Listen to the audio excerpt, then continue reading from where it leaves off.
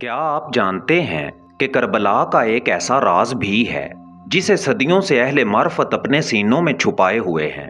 क्या वजह है कि जब इमाम हुसैन अलैहिस्सलाम का जिक्र होता है तो सिर्फ आंखें ही नम नहीं होती बल्कि रूह भी किसी अनजानी कैफियत में डूब जाती है। और आखिर वो कौन सी हकीकत है जिसके बारे में बाज़ औलिया फरमाते हैं कि अगर करबला को सिर्फ एक जंग समझ लिया जाए तो उसके असल पैगाम का बहुत बड़ा हिस्सा निगाहों से ओझल हो जाता है। आज की इस दास्तान में हम तारीख के नहीं बल्कि रूहानियत के उस दरवाजे पर दस्तक देने वाले हैं जहां करबला एक वाकया नहीं बल्कि एक जिंदा पैगाम बनकर सामने आती है। मगर याद रखिए, आज की वीडियो में एक ऐसा रूहानी राज आपके सामने आएगा जो शायद आपने पहले कभी इस अंदाज में ना सुना हो। ये राज विलायत, फना, बका और रज़ाए इलाही से जुड़ा हुआ है। लिहाजा इस वीडियो को आखिर तक जरूर देखिएगा क्योंकि इख्तिताम पर हम इस राज की गिरा खोलेंगे जिसका इशारा अभी आपके दिल में तजस्सुस पैदा कर रहा है।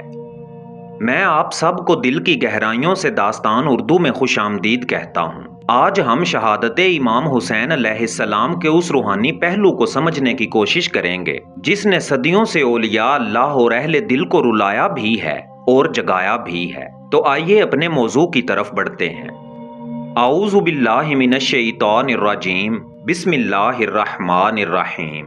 मुअज़्ज़ज़ नाज़रीन, जब करबला का नाम लिया जाता है तो अक्सर जहन में एक मैदान, एक जंग और एक अजीम कुर्बानी का तस्वुर आता है। लेकिन अहले मार्फत फरमाते हैं कि करबला का एक ज़ाहिरी चेहरा है और एक बातनी चेहरा।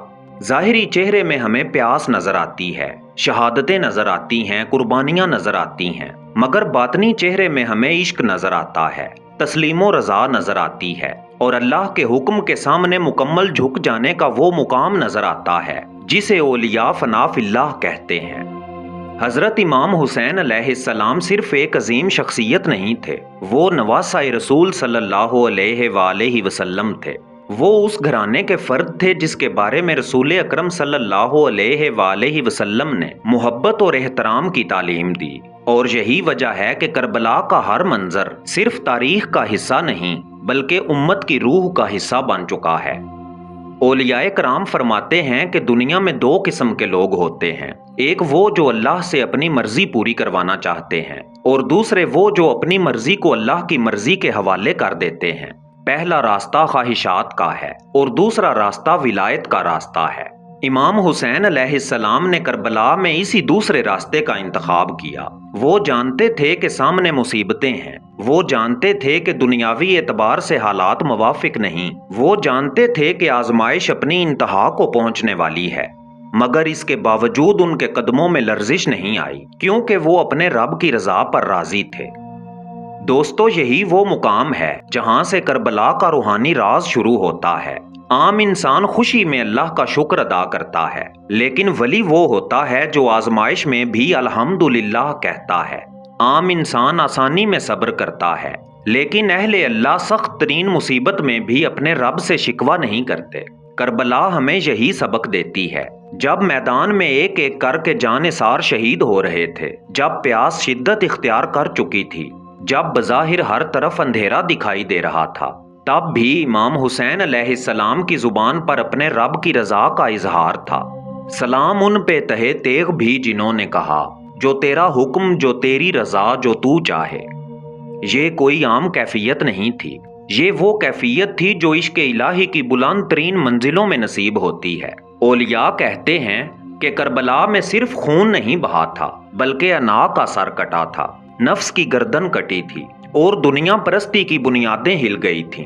इसीलिए करबला कयामत तक जिंदा रहेगी, क्योंकि करबला सिर्फ एक दिन का वाकया नहीं बल्कि हर दौर के इंसान के लिए एक पैगाम है। मेरे मोहतरम नाजरीन, अगर हम अपने अंदर झांकें तो हमें महसूस होगा कि हर इंसान की जिंदगी में एक करबला आती है। कभी हक और मुफाद के दरमियान इंतखाब करना पड़ता है, कभी सच और झूठ के दरमियान, कभी दुनिया और दीन के दरमियान। और यही वो लम्हा होता है जहां इंसान का असल इम्तिहान शुरू होता है।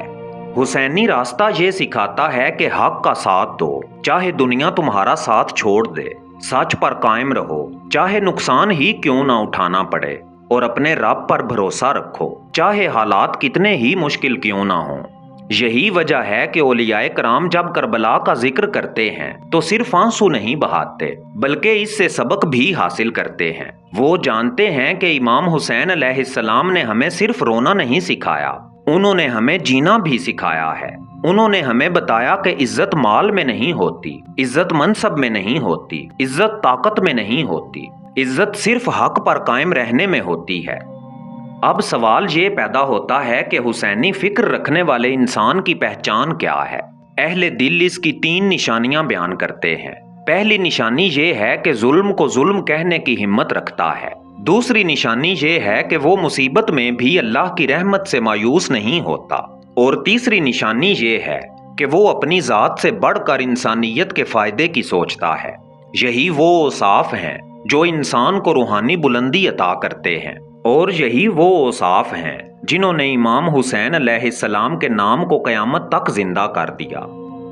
داستان اردو کے محترم ناظرین، اب وقت آ گیا ہے کہ ہم اس راز کو سمجھیں جس کا وعدہ ہم نے آغاز میں کیا تھا۔ وہ راز کیا ہے؟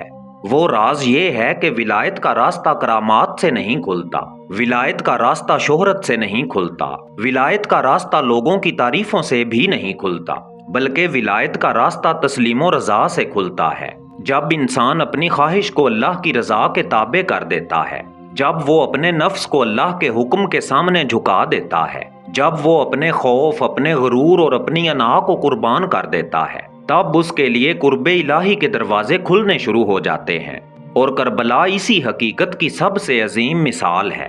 یہی وہ راز ہے جس نے صدیوں سے اہل دل کو تڑپایا، یہی وہ راز ہے جس نے اولیاء کو رلایا، اور یہی وہ راز ہے جس نے امام حسین علیہ السلام کی قربانی کو محض ایک تاریخی واقعہ نہیں بلکہ روحانیت کا ایک دائمی چراغ بنا دیا۔ اللہ تعالی ہمیں کربلا کے پیغام کو سمجھنے، حق پر قائم رہنے اور رضائے الہی کی راہ اختیار کرنے کی توفیق عطا فرمائے۔ آمین یا رب العالمین۔ اگر آج کی یہ داستان آپ کے دل کو چھو گئی ہو تو کمنٹ سیکشن میں ضرور لکھیے، عشق حسین علیہ السلام میرے ایمان کی روشنی ہے۔ ویڈیو کو لائک اور شیئر کیجیے تاکہ یہ روحانی پیغام زیادہ سے زیادہ لوگوں تک پہنچ سکے۔ میں ہوں آپ کا میزبان اعزاز کاظمی، اور آپ دیکھ رہے تھے داستان اردو۔ اگلی روحانی داستان تک کے لیے اجازت دیجیے۔ اللہ تعالیٰ آپ سب کا حامی و ناصر ہو۔